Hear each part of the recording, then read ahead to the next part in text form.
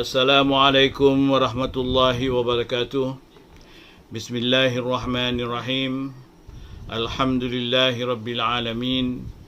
Wassalatu wassalamu ala sayyidina Muhammad wa ala alihi wa sahbihi ajma'in. Allahumma arzuqna ya Rabbana fahman nabiyyin wa hifdhal mursalin wa ilhamal malaikatil muqarrabin fi afiyatin ya arhamar rahimin. Allahumma allimna at-ta'wil wa faqihna fid din wahdina ila sawa'is sabil ya rabbana zidna ilma warzuqna fahma.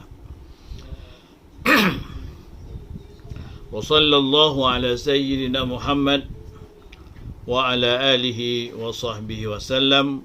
Walhamdulillahi rabbil alamin. Selamat bertemu kembali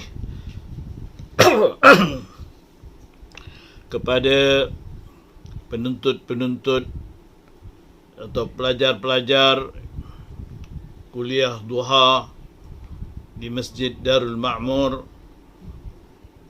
dalam pengajian tauhid dengan kitab Aqidatun Najin.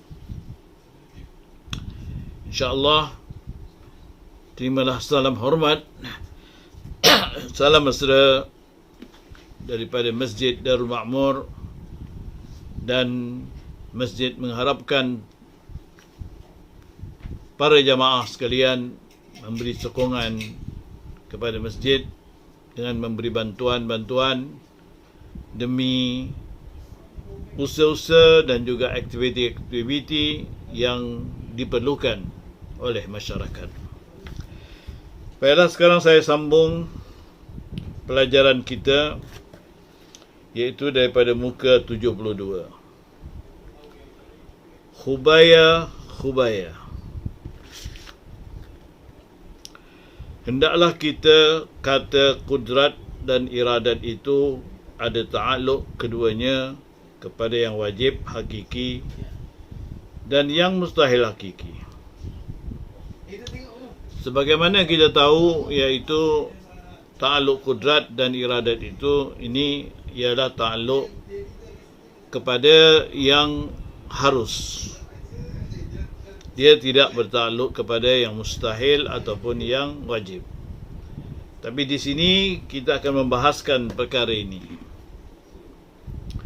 Maka tiada harus bahawa kita kata Allah Ta'ala kuasa atas yang wajib dan yang mustahil, atau lemah daripada keduanya.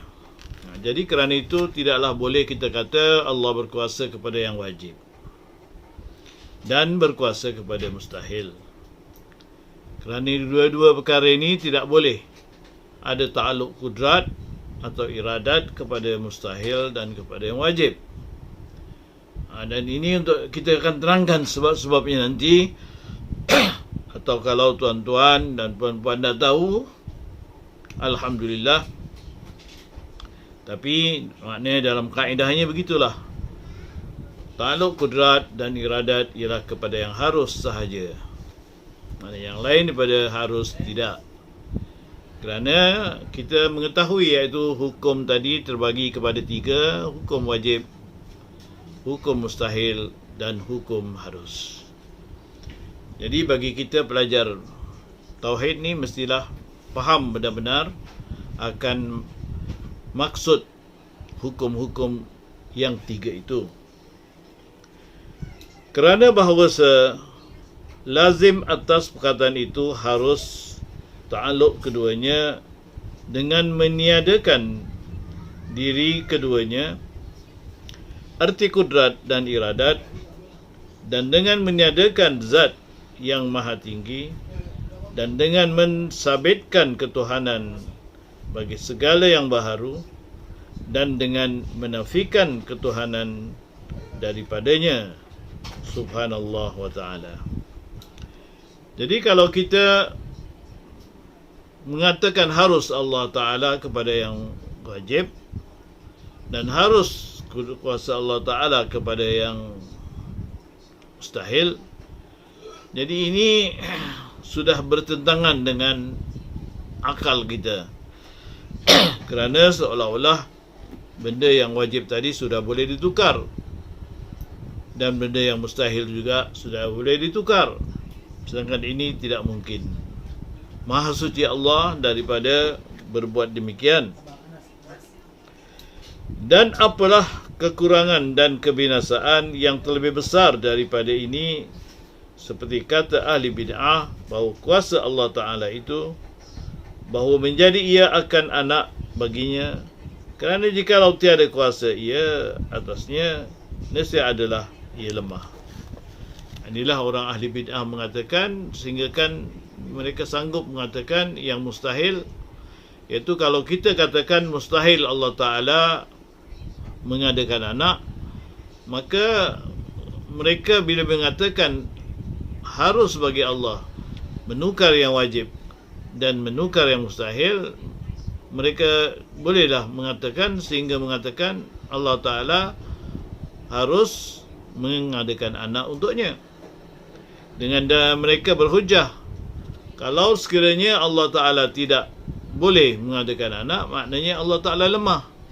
Inilah tindakan bid'ah daripada orang-orang yang tidak faham akan sifat kudrat dan iradat Allah Ta'ala itu. Maka telek olehmu akan akal orang yang bid'ah itu, betapa lalai ia daripada barang yang ditertib atasnya daripada fasid yang amat besar, dan beberapa kebinasaan yang tiada masuk di bawah waham orang yang berakal sekali-kali, yakni tiada takluk kudrat dan iradat akan yang wajib dan mustahil, itu tiada dibangsakan kepada Allah itu lemah, kerana bukan jalan keduanya. Jadi betapa lalainya mereka, ataupun mereka tidak pandai dalam masalah ini. Akal mereka boleh dikatakan cetek. Kerana kita tak bolehlah mengatakan Tuhan tidak melakukan kepada yang wajib dan tidak melakukan kepada yang mustahil. Tak bolehlah kita mengatakan begitu, dan tak boleh kita tuduh pula Tuhan lemah kerana tak buat, tak menukar yang wajib dan tak menukar yang mustahil. Kerana akal kita tidak dapat menerima seperti itu, dan itu adalah satu perkara yang tidak boleh diterima oleh akal, bahkan tidak ada waham lagi tentang perkara itu. Kenapa? Kerana yang wajib itu adalah sudah pastinya. Jadi bagaimana benda yang pasti tadi nak diubah lagi? Begitulah juga yang mustahil sudah pastinya bagi Allah Ta'ala lah, maksud saya ni. Jadi sudah tentu yang mustahil tadi tetap menjadi mustahil. Tidaklah perlu ada Allah Ta'ala menguasainya, dan tidak menunjukkan yang Allah Ta'ala itu lemah. Kerana benda ini memang tidak boleh pada akal. Dan ada pun sebab berkata oleh ahli bid'ah akan yang demikian itu, kerana mengambil oleh mereka itu daripada cerita Nabi Idris alaihi salam, tatkala datang akan dia oleh iblis, padahal merupa ia akan rupa manusia. Datang ia akan dia dengan membawa kulit telur, dan padahal ia duduk menjahit pakaian, dan berkata ia pada tiap-tiap cocok jarum dan tariknya, subhanallah walhamdulillah. Maka berkata iblis itu, adakah kuasa Allah Ta'ala itu bahawa menjadikan dunia ini di dalam kulit telur ini? Maka berkata Nabi Idris, bermula Allah Ta'ala kuasa menjadikan dunia di dalam lubang jarum ini, serta dicocoknya salah satu daripada dua matanya, maka jadilah buta sebelah matanya. Jadi mereka ambil daripada ini nak menunjukkan Tuhan itu lemah. Sehingga kan mereka mengolok-olokkan Nabi Idris dengan mengatakan, bolehkah Tuhan menjadikan dunia ini masuk dalam kulit telur ini.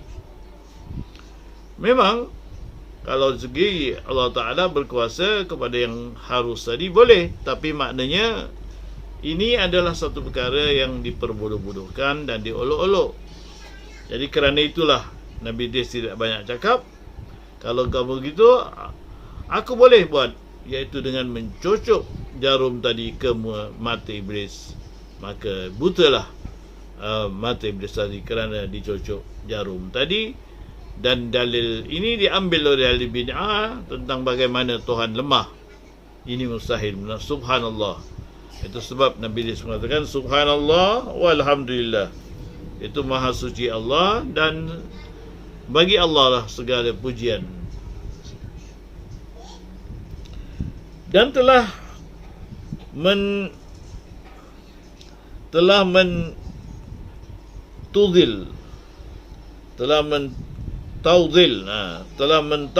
akan jawab ini oleh Syekh Asy'ari dengan katanya, jikalau dikehendak oleh orang yang bertanya bahawa dunia ini atas sifat yang ada di atasnya dan kulit telur itu akan kadar sebesar yang ada ia atasnya, maka tiada dapat sekali-kali kerana jisim yang besar itu mustahil bahawa masuk ia di dalam tempat yang kecil yang satu.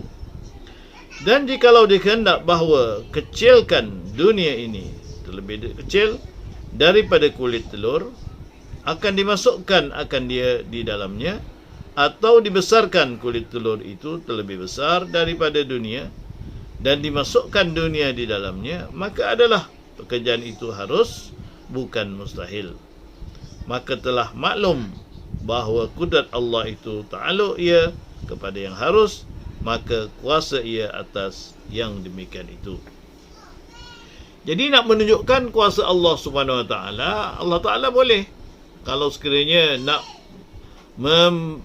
menunjukkan benarnya kuasa Allah Taala, nak ditunjukkan kepada iblis tadi.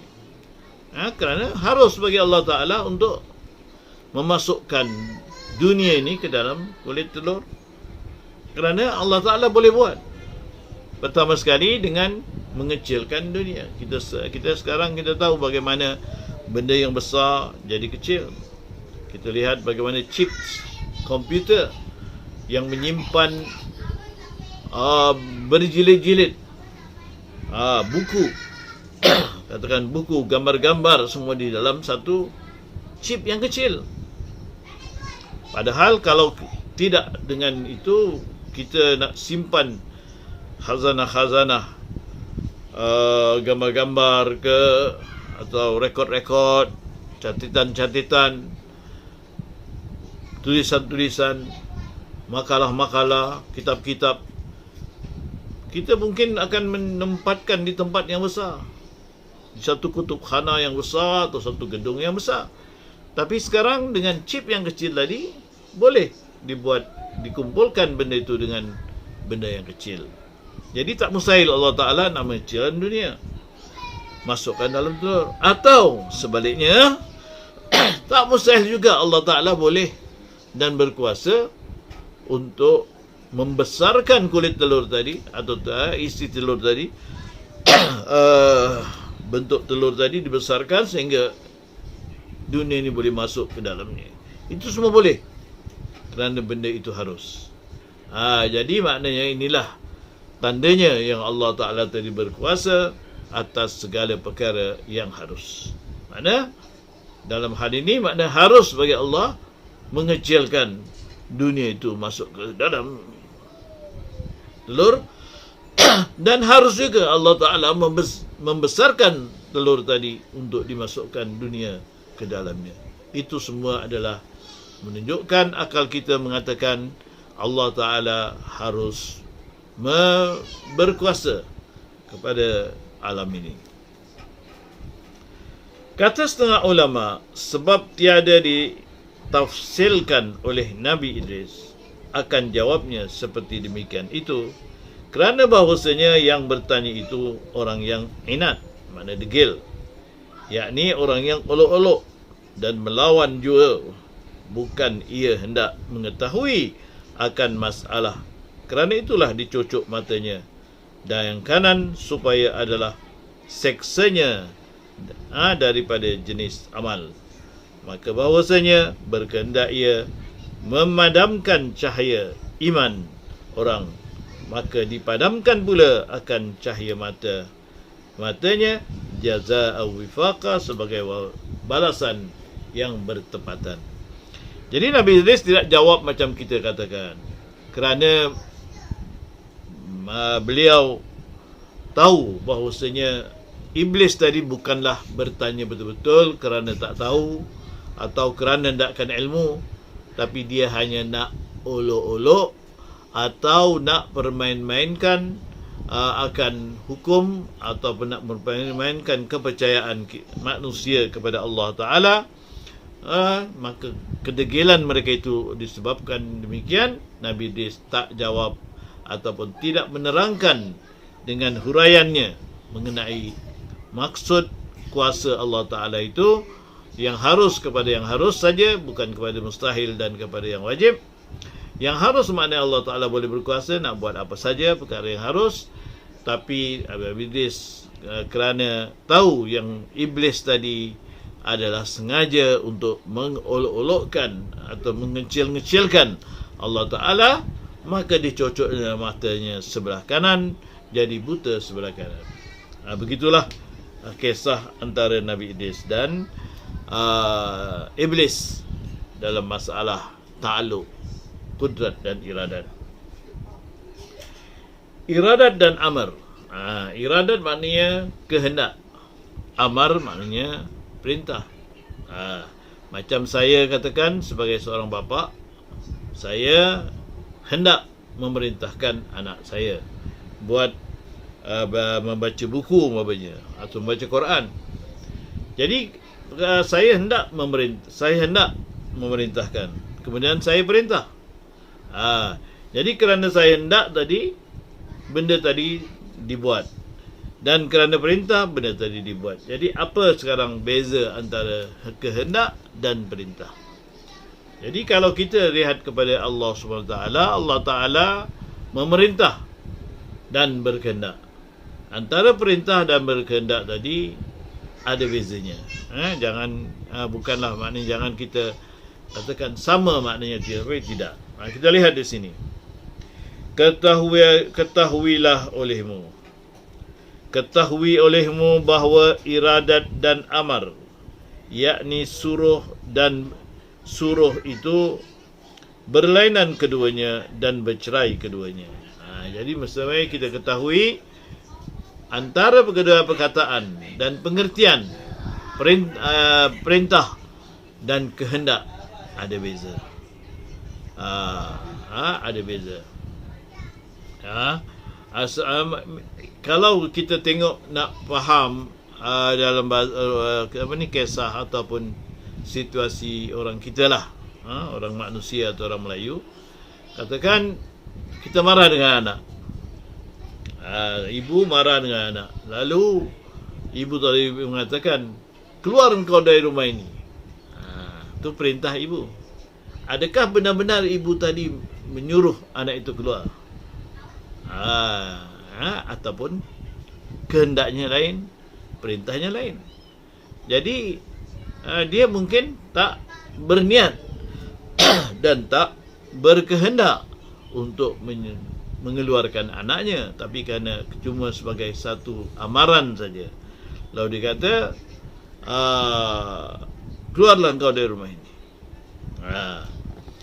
Umpamanya, misalnya kita tinggal dalam rumah adik-beradik. Kemudian dalam rumah itu ada tinggallah satu makanan burger. Burger tadi si kakak beli disimpan untuk makan malam. Untuk makan malam. Jadi si adik ni, lantas adik ni pun nak ambil burger tadi untuk makan. Jadi si kakak ni pun cakap, makanlah. Dia suruh makan. Tapi sebenarnya kakak ini menyuruh adik itu makan bukan kehendaknya, tapi kerana adik tadi betul-betul merayu dan minta-minta makan, lalu diambilnya lah. Diambilnya sajalah. Diambilnya saja tanpa kehendak kakaknya yang sebenar. Maknanya iradatnya lain, perintahnya lain. Itulah perkara ini kita akan tangguh tentang makna iradat dan amar untuk kita terangkan lebih lanjut pada minggu hadapan. Jadi saya sudahi pelajaran minggu ini. InsyaAllah kita akan jumpa lagi. Salam daripada pengurusi dan segala pegawai-pegawai Masjid Darul Ma'mur. Assalamualaikum warahmatullahi wabarakatuh. Assalamualaikum warahmatullahi ta'ala wabarakatuh. Bismillahirrahmanirrahim. Alhamdulillahi wa kafa. Wassalatu wassalamu ala al-hadi syurafa wa ala alihi wa sahbihi wa wafa. Amma ba'd. Qala Rasulullah sallallahu alaihi wa alihi wa sahbihi wasallam, talabul ilmi faridatun ala kulli muslim. Rasulullah sallallahu alaihi wa alihi wa sahbihi wasallam telah bersabda, menuntut ilmu itu adalah wajib bagi setiap orang Islam. Hadis ini menerangkan bahawasanya setiap orang yang beragama Islam itu wajib untuk mereka menuntut ilmu dan mendalami ilmu. Dan yang lebih utama lagi bagi setiap umat Islam itu ialah mempelajari ilmu agama Islam dan mendalami ilmu agama Islam.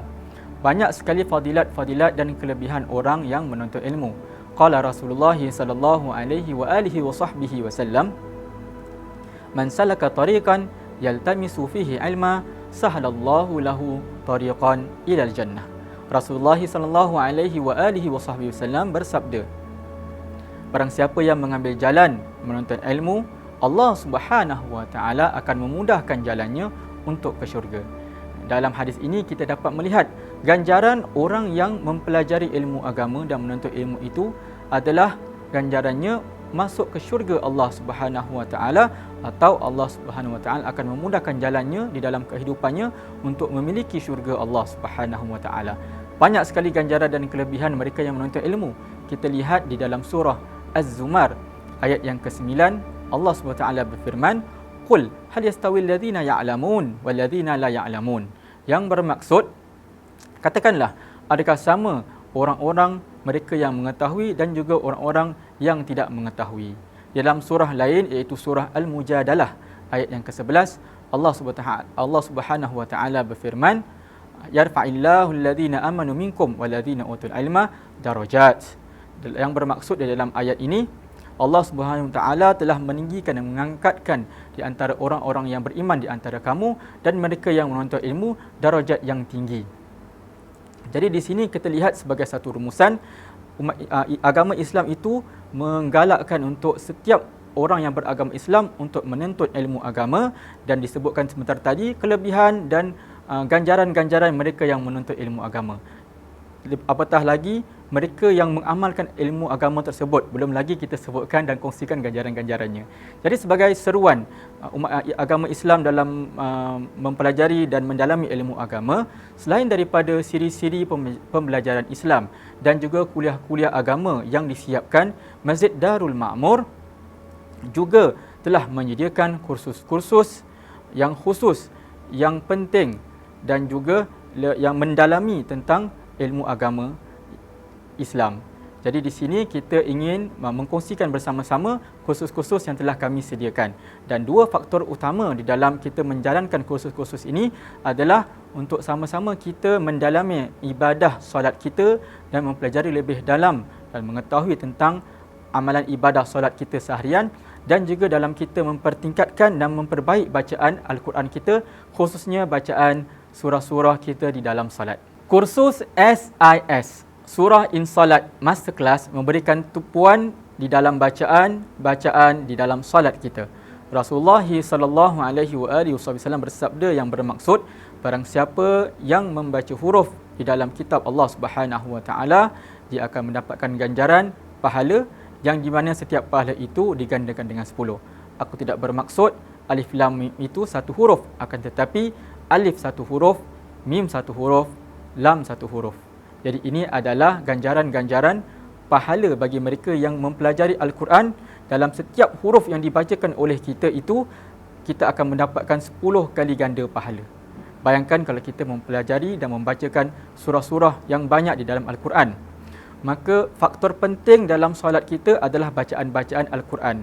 Kursus SIS Masterclass ini memberikan tumpuan yang khusus bagi mempertingkatkan dan memperbaik bacaan Al-Quran kita, terutama di dalam surah-surah yang kita baca di dalam solat, bermula daripada surah Al-Fatihah dan juga surah-surah daripada juz 30 yang sering kita baca di dalam solat kita.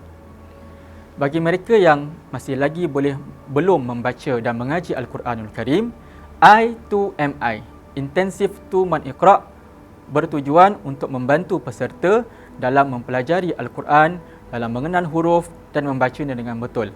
Mudah-mudahan peserta dapat dalam 2 bulan intensif ini dapat mengaji Al-Quran walaupun secara perlahan.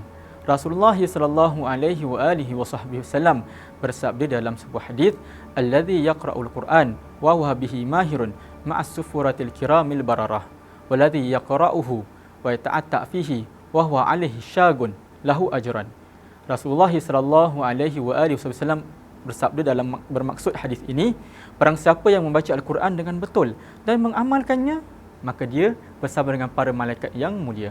Dan barang siapa yang membaca Al-Quran dengan bersungguh-sungguh dan dengan kesusahan, maka dia akan mendapat 2 pahala. Di dalam hadis ini, ulama mengatakan kenapa orang yang bersungguh-sungguh tetapi mengalami kesusahan dalam membaca mendapatkan 2 pahala. Pahala yang pertama adalah pahala bacaannya dalam mengaji Al-Quran, dan pahala yang kedua adalah pahala kesungguhannya dalam kesusahannya dan kesulitannya dalam membaca Al-Quran Karim. Jadi ini adalah kelebihan mereka yang betul-betul walaupun mereka mengaji tetapi dengan bersusah payah, mereka tetap juga mendapatkan ganjaran pahala yang tinggi di sisi Allah Subhanahu wa taala. Maka kita diharapkan dapat menjadi orang yang bersama dengan ahli Al-Quran dan mendapatkan syafaat orang-orang yang membaca Al-Quran sesuai dengan hadis Nabi Muhammad sallallahu alaihi wasallam yang bersabda, "Iqra'ul Quran fa innahu ya'ti yaumul qiyamah syafi'an li ashabihi." Yang bermaksud Rasulullah sallallahu alaihi wasallam bersabda, bacalah Al-Quran, sesungguhnya akan datang hari kiamat nanti Al-Quran itu sebagai syafaat pada ahlinya. TSOS, The Ship of Salvation, ialah kursus Fardu Ain yang mengupaskan topik salat dengan lebih mendalam, berpandukan kitab fiqh yang masyhur, kitab Safinatun Najah yang bermaksud perahu yang menyelamatkan, yang dikarang oleh Syekh Salim bin Semir Al-Hadrami Asy-Syafi'i. Di dalam kursus ini, peserta akan mempelajari berkenaan dengan ibadah salat dengan lebih mendalam agar dapat kita menghalusi dan dapat kita menghayati ibadah salat kita seharian. Kursus ini juga telah dijalankan pada tahun yang lalu dan alhamdulillah peserta mendapatkan maklumat dan memberikan maklum balas yang baik dalam kursus ini, dan kita mengharapkan mudah-mudahan pada tahun ini juga peserta akan dapat mengamalkan ilmu-ilmu yang bakal mereka pelajari dalam kursus ini, insya-Allah. Akhir kata, setiap kursus-kursus yang disediakan yang akan kita jalankan pada tahun ini akan kita lakukan secara online.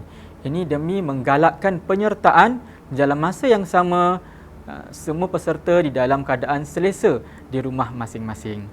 Bukanlah satu kekurangan bagi kita untuk tidak mengetahui ataupun tidak mempelajari ilmu agama Islam, akan tetapi kita akan dipersoalkan oleh Allah Subhanahu wa taala akan usaha kita dalam menuntut ilmu agama, khususnya ilmu agama Islam. Moga-moga Allah Subhanahu wa taala memudahkan saya dan awak semua dan kita semua dalam menuntut agama, dan juga kita mendapatkan keridaan Allah Subhanahu wa taala di dalam usaha kita. Akhir kata, marilah sama-sama kita merenungi kata-kata ini yang mengatakan, in this world of information, ignorance is a choice. Di dalam dunia yang serba moden dan penuh dengan informasi ini, kejahilan itu adalah satu pilihan. Wabillahi taufiq wal hidayah. Wassalamualaikum warahmatullahi taala wabarakatuh.